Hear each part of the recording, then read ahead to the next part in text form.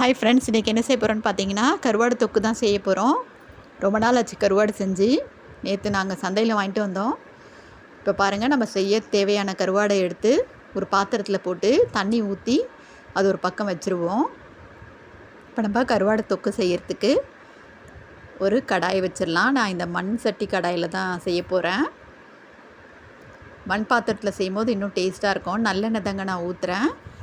நல்லெண்ணெயில் தான் செய்ய போகிறேன். நல்ல டேஸ்ட்டாக இருக்கும். இப்போ நான் தக்காளி, வெங்காயம், இஞ்சி பூண்டு, கொத்தமல்லி, கருவேப்பிலை எல்லாம் எடுத்து வச்சுட்டேன். என்னடா அது வெங்காயம் கம்மியாக இருக்குன்னு பார்க்காதீங்க, நான் சின்ன வெங்காயம் கொஞ்சம் நறுக்கி வச்சுருக்கிறேன். இப்போ எண்ணெய் நல்லா சூடாயிடுச்சு. எண்ணெய் நல்லா காஞ்சதுக்கப்புறமா நம்ம எடுத்து வச்சுக்கிற கடுகு, உளுத்தம்பருப்பை ஆட் பண்ணிக்கலாம். கடுகு பாருங்கள் நல்லா பொரிஞ்சிருச்சு.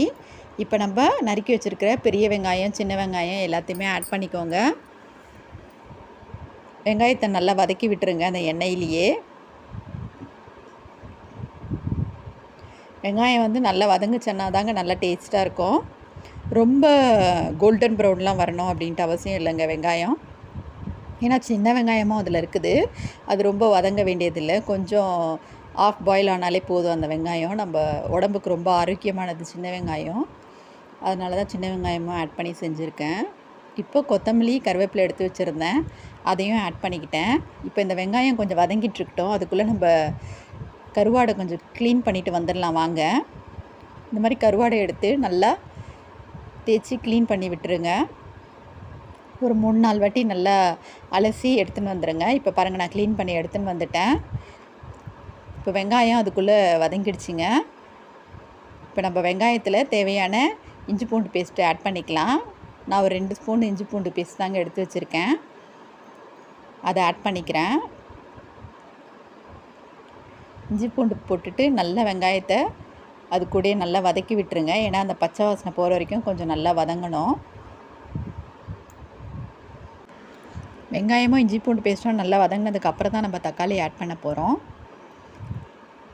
அடிப்பிடிச்சிடாத கொஞ்சம் நல்லா கலந்து விடுங்க. இப்போ நம்ம எடுத்து வச்சுருக்கிற தக்காளி ஆட் பண்ணியாச்சு. தக்காளியும் நல்லா மசிச்சு விட்டுருங்க அப்படியே அந்த வெங்காயம், தக்காளி எல்லாமே சேர்த்து. அப்போ தான் அந்த கிரேவி, அந்த தொக்கு நல்லாயிருக்கும் சாப்பிட்றதுக்கு. சாதத்தில் சுட சுட சாதத்தில் போட்டு பசஞ்சுன்னு சாப்பிட்டாலே சூப்பராக இருக்குங்க. நம்ம இப்போ தேவையான மிளகாத்தூள் ஆட் பண்ணிக்கலாம். நான் ஒரு 4 ஸ்பூனு மிளகாத்தூள் ஆட் பண்ணிக்கிறேன். என்னுடைய இது சின்ன ஸ்பூனு தான். ஆனால் எங்கள் மிளகாத்தூள் வந்து கொஞ்சம் காரமாகவே இருக்கும். அதுக்காக நான் 4 ஸ்பூன் ஆட் பண்ணிக்கிறேன். இப்போ இந்த மிளகாத்தூள் வாசனைலாம் போகிற வரைக்கும் கொஞ்சம் நல்லா இந்த தொக்கு நல்லா அப்படியே கலந்து விட்டுக்கிட்டே இருங்க. நம்ம ஊற்றின எண்ணெயும் பிரிஞ்சு வரும். அப்படியே நல்லா வதங்கிடுச்சுன்னா உப்பு பார்த்துட்டு உப்பு மட்டும் போட்டுக்கோங்க கரெக்டாக. இப்போ நல்லா அந்த கரண்டிலேயே வந்து இந்த தக்காளியை நல்லா மேஷ் பண்ணி விட்டுருங்க.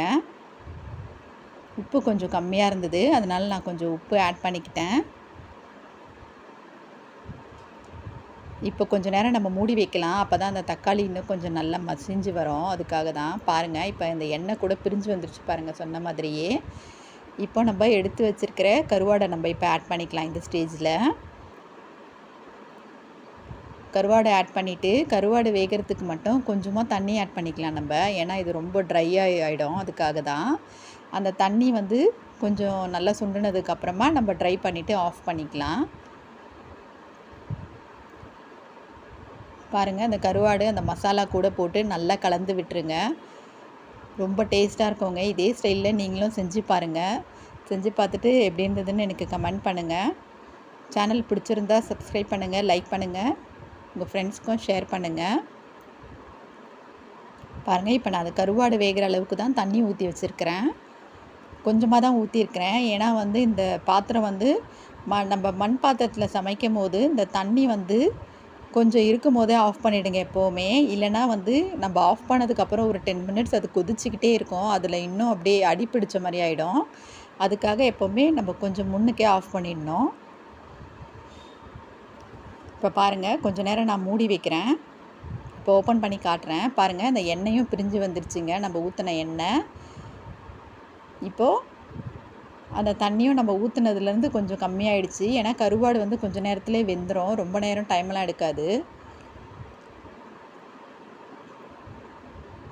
இப்போ நான் கொஞ்சம் நேரம் மூடி வச்சுட்டு திரும்பவும் நான் ஓப்பன் பண்ணி காட்டுறேன். இங்கே பாருங்கள், நல்லா ட்ரை ஆகிடுச்சிங்க. பாருங்கள், அந்த தண்ணி வந்து இன்னும் கம்மியாயிடுச்சு. நம்மளுக்கு அந்த கிரேவி கிடச்சிருச்சு. இன்னும் கொஞ்சம் ட்ரை பண்ணோன்னா போதுங்க. சூப்பரான கருவாடு தொக்கு ரெடிங்க.